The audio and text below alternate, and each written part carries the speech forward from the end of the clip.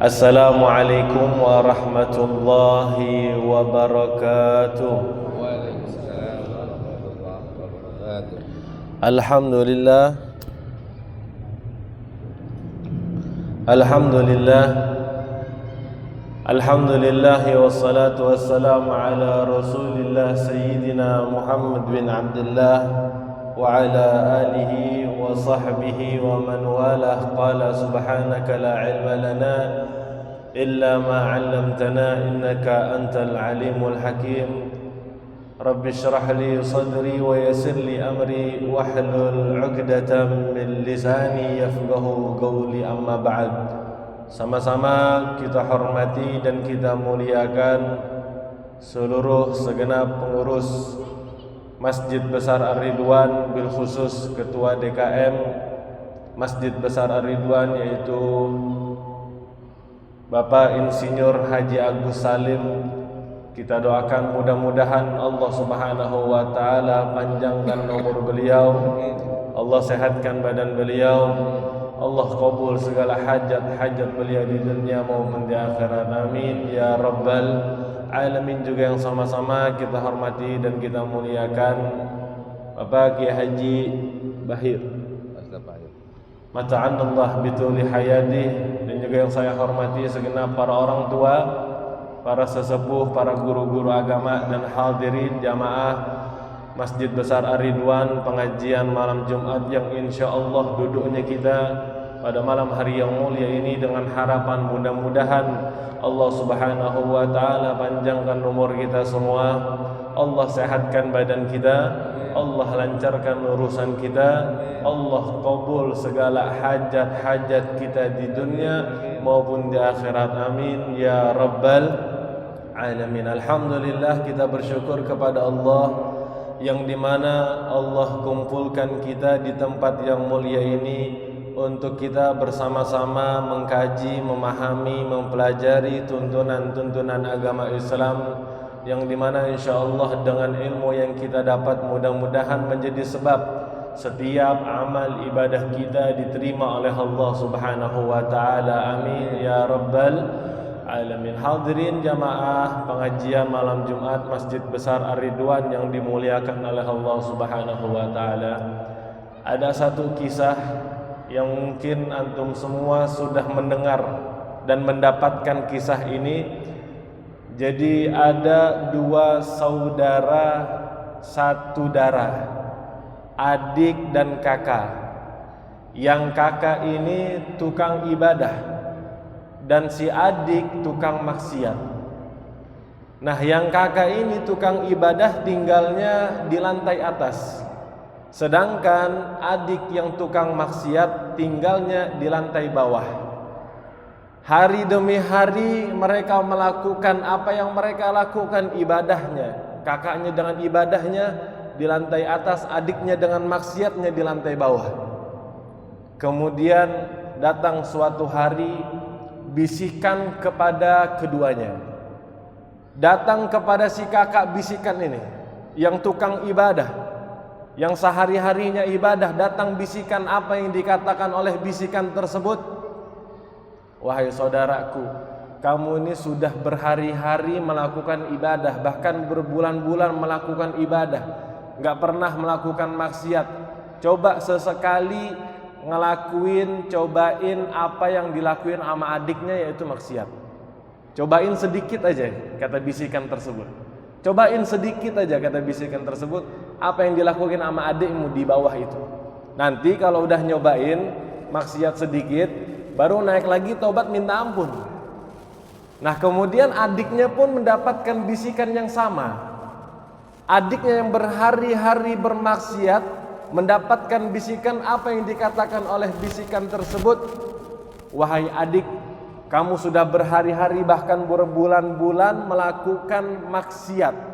Apakah kamu gak mau cobain dikit aja ibadah kayak kakakmu itu di atas? Cobain dikit, habis sudah nyobain ibadah di atas, turun ke bawah maksiat lagi, gak masalah. Itu kata bisikan.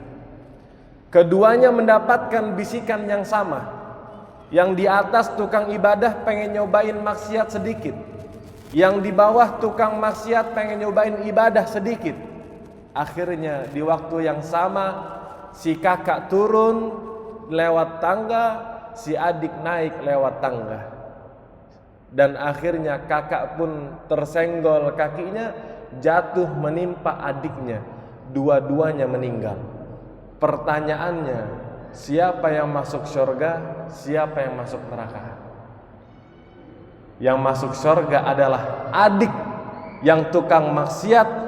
Dengan langkah kakinya dia ingin melakukan ibadah, sudah mendapatkan catatan ibadah yang paling besar di sisi Allah, sehingga mendapatkan surganya Allah Subhanahu wa ta'ala. Sedangkan si kakak yang tiap harinya ibadah, gara-gara langkah kakinya dia ingin melakukan maksiat, itu yang dicatat di sisi Allah, dia masuk ke dalam api nerakanya Allah Subhanahu wa ta'ala. Wal-iyadu billahi min dzalik.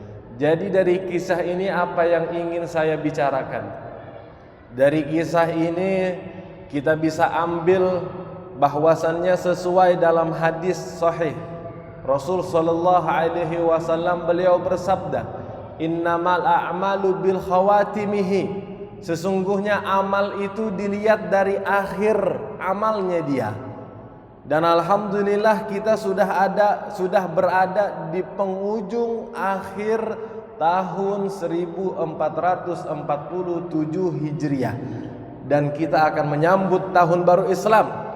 Tepatnya insyaallah hari Selasa besok atau hari Rabu besok kita masuk ke tahun baru Islam, yaitu tahun 1448 Hijriah. Yang dimana pelajaran yang bisa kita ambil adalah bahwasannya jadikan di akhir tahun kita ini dengan penuh kebaikan. Agar supaya apa?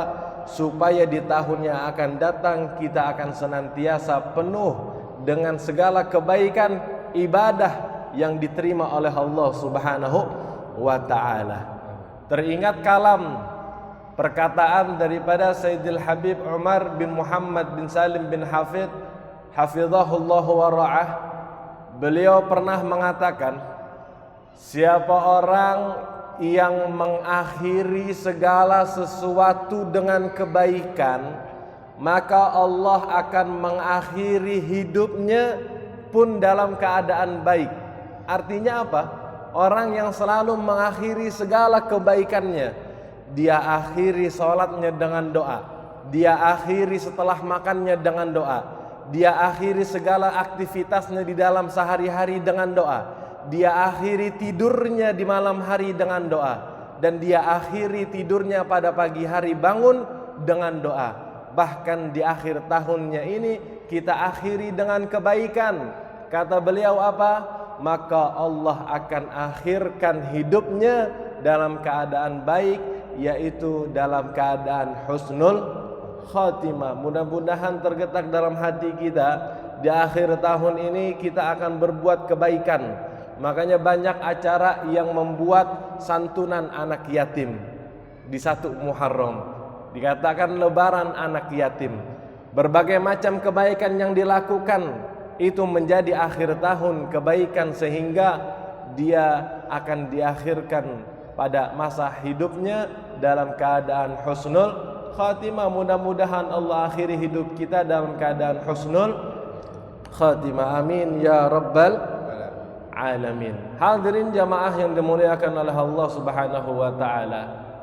Jadi tahun Hijriah ini 1447 Hijriah, dan kita akan memasuki tahun yang baru, yaitu 1448 Hijriah. Dari mana asal muasal Hijriah? Kapan diawali? Pada tahun 1 Hijriah, pada masa khalifah, pada masa kepemimpinan Islam Khalifah Sayyidina Umar bin Khattab radhiyallahu taala anhu. Ada satu gubernur Basrah yang bernama Abu Musa al-Ash'ari. Gubernur pada saat zaman Sayyidina Umar bin Khattab radhiyallahu taala anhu. Ini gubernur yang namanya Abu Musa al-Ash'ari selalu mendapat surat dari Persia berdasarkan tanggal dan tahun. Selalu mendapatkan surat dari koktail Mesir berdasarkan tanggal dan tahun. Namun Abu Musa al-Asy'ari sadar bahwasannya orang Islam ini belum ada yang namanya tahun. Maka dikirim oleh Abu Musa al-Asy'ari surat kepada khalifah yang bernama Sayyidina Umar ibn Khattab radhiyallahu taala anhu. Isinya apa?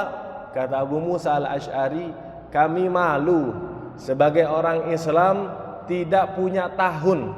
Karena orang-orang Persia ngirim surat ada tahunnya, orang-orang Mesir ngirim surat ada tahunnya, orang-orang Vatikan ngirim surat ada tahunnya. Tapi kalau orang Islam, para sahabat ngirim surat ke gubernur Abu Musa al-Asy'ari nggak ada tahunnya, hanya tanggal saja. Bahkan bangsa Arab, mereka adalah bangsa yang primitif, nggak kenal tahun. Contohnya apa? Contohnya bangsa Arab pada saat itu sering hujan dan sering banjir. Maka dikatakan tahun itu adalah Amul Faydhan, tahun banjir. Nabi kita Muhammad sallallahu alaihi wasallam, beliau lahir tahun kapan? Beliau lahir tahun di saat pasukan gajah datang. Gajah bahasa Arabnya adalah al-fil. Maka Nabi sallallahu alaihi wasallam lahir pada tahun gajah. Coba kita tanya orang tua kita, tanya nih orang-orang dulu, kapan bapak lahir, kapan nenek lahir, kapan engkong lahir. Mereka lupa tahun, tapi mereka ingat peristiwa. Saya lahir pada saat Belanda nyerang Bekasi, kan begitu. Saya lahir pada zaman Jepang, saya lahir pada zaman revolusi. Nah, mereka tahu peristiwa tersebut. Saya lahir pada zaman Presiden Soekarno. Nah, mereka ingat peristiwa tersebut, tapi mereka nggak ingat tahunnya. Begitu juga bangsa Arab, mereka belum ada tahun. Namun Abu Musa al-Asy'ari mengirim surat kepada Sayyidina Umar bin Khattab, yang dimana surat Abu Musa al-Asy'ari ini menjadi dorongan untuk Sayyidina Umar bin Khattab mengumpulkan para sahabat-sahabatnya, menjadikan agenda. Agendanya apa? Perkumpulan Sayyidina Umar bersama para sahabatnya, agendanya adalah penetapan tahun 1 Hijrah. Nah, maka berkumpul para sahabat. Kata Sayyidina Umar bin Khattab radhiyallahu taala anhu, silahkan di antara kalian sahabat berikan usulan, kapan kita tetapkan 1 Hijriah. Maka ada sahabat yang memberikan usulan, wahai Sayyidina Umar bin Khattab, bagaimana kalau kita putuskan tahun 1 Hijriah itu pada saat lahirnya Nabi Muhammad sallallahu alaihi wasallam. Sahabat yang lain nggak ada yang setuju. Kenapa? Karena di saat lahirnya Nabi Muhammad, Nabi mendapatkan kemuliaan untuk dirinya sendiri. Sedangkan masyarakat bangsa Arab pada saat itu, dengan kelahiran Nabi Muhammad tidak ada yang berubah. Yang minum khamar tetap minum khamar, yang berjudi tetap berjudi, yang berzinah tetap berzinah. Tidak ada perubahan. Maka tidak disetujukan tahun 1 Hijriah, yaitu bertepatan pada lahirnya Nabi Muhammad SAW, tidak disetujui. Maka sahabat yang lain memberikan usulan, wahai Sayyidina Umar, bagaimana tahun 1 Hijriah kita tetapkan pada saat wahyu pertama kali turun, pada saat nuzulul Quran. Maka para sahabat pun menolak. Kenapa? Karena pada saat nuzulul Quran belum ada perubahan. Yang minum khamar masih minum khamar, yang berjudi masih berjudi, ya, yang berzinah masih berzinah. Nah, akhirnya ada usulan yang lain. Pendapatan tahun 1 Hijriah pada saat Nabi Muhammad lahir tidak diterima, pada saat nuzulul Quran tidak diterima. Ada pendapat yang 3. Apa pendapat yang ketiga? Bagaimana Sayyidina Umar kalau kita tetapkan tahun 1 Hijriah itu pada saat meninggalnya Rasul sallallahu alaihi wasallam? Waktunya azan. Azan dulu aja. Hadirin jamaah yang dimuliakan Allah Subhanahu wa taala, kita lanjutkan sedikit bahwasannya penetapan 1 tahun Hijriyah itu pada saat lahirnya Nabi Muhammad tidak diterima. Pada saat nuzul Quran pun juga tidak diterima. Dan pendapat yang ketiga, bagaimana kita tetapkan tahun 1 Hijriyah itu pada saat wafatnya Nabi Muhammad sallallahu alaihi wasallam. Itu pun tidak diterima karena apa? Karena dari 3 pendapat ini masyarakat bangsa Arab pun masih belum ada yang namanya perubahan. Yang masih minum khamar masih minum khamar, yang berjudi masih berjudi. Namun datanglah Sayyidina Ali bin Abi Thalib radhiyallahu taala anhu, beliau membawa pendapat yang keempat. Apa pendapat beliau? Bagaimana Sayyidina Umar kita jadikan momen hijrah kita bersama Nabi sallallahu alaihi wasallam dari kota dari kota Mekah ke kota Madinah, kita jadikan itu penetapan tahun 1 Hijriyah. Maka Sayyidina Umar bin Khattab radhiyallahu taala anhu dan para sahabat yang lainnya mensetujui penetapan tahun 1 Hijriyah, yaitu pada saat hijrahnya Nabi bersama sahabatnya dari kota Mekkah ke kota Madinah. Kata Sayyidina Umar bin Khattab radhiyallahu taala anhu, al-hijratu tufarriqu bainal haqqi wal batil. Momen hijrah dari Mekkah ke Madinah itu yang menjadikan membedakan mana yang hak, mana yang batil, mana yang benar, mana yang tidak benar, mana yang muslim, mana yang munafik. Maka ditetapkanlah tahun 1 Hijriyah pada saat momen hijrahnya Nabi bersama para sahabatnya dari kota Mekkah ke kota Madinah. Tapi apa yang kita bisa ambil pelajaran dari kisah ini? Dari penetapan tahun 1 Hijriyah, apa yang bisa kita ambil pelajarannya? Bahwasannya sehebat-hebatnya Sayyidina Umar ibn Khattab radhiyallahu taala anhu, beliau pemimpin umat Islam pada saat itu. Beliau adalah sahabat Nabi pilihan. Beliau adalah salah satu sahabat yang dijamin masuk dalam surganya Allah Subhanahu wa taala. Biarpun beliau memiliki kekuasaan, biarpun beliau memiliki kekuatan di dalam memimpin Islam, tapi beliau tetap mendahulukan yang namanya musyawarah. Musyawarah dengan para sahabatnya, meminta pendapat kepada sahabat-sahabat yang lainnya.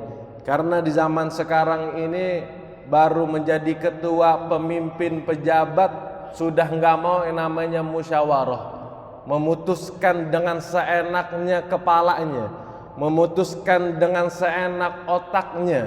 Tiba-tiba BBM naik, tiba-tiba dolar naik, tiba-tiba apa aja, pajak sampai naik.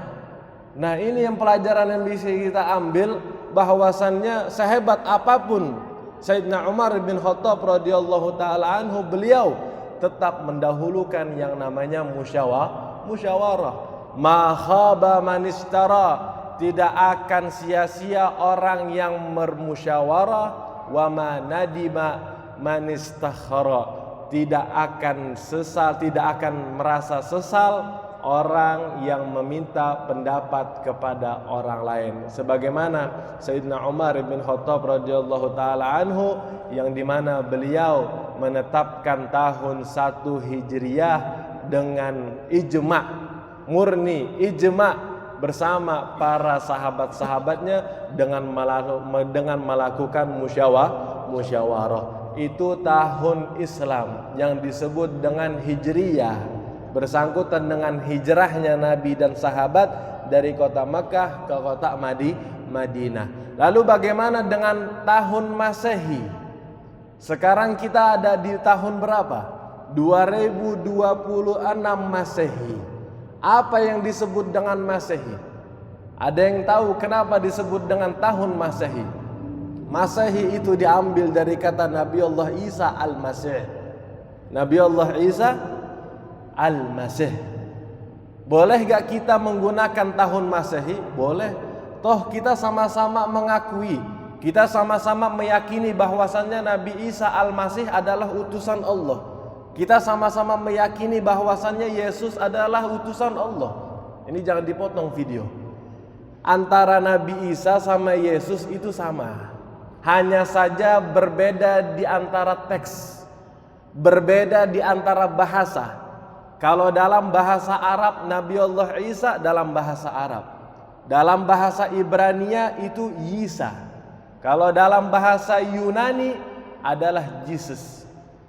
Nah, maka Al-Masih dalam bahasa Arab, dalam bahasa Ibrania adalah Mesias. Dalam bahasa Yunani adalah Kristus. Ini hanya perbedaan bahasa. Sama seperti kita, contohnya apa? Muhammad. Muhammad dalam bahasa Arab sampai kepada Turki. Di Turki nama Muhammad bukan Muhammad. Di Turki jadinya Mehmet. Nah, di Malaysia Muhammad jadinya Muh. Di Indonesia khususnya Betawi Muhammad jadi Mamat. Ya, ada Mat Jiih, ada Mat Kecap, ada Mamat banyak-banyak. Ya. Nah, ini hanya perbedaan bahasa. Yesus dan Nabi Isa alaihi salam sama-sama orangnya satu.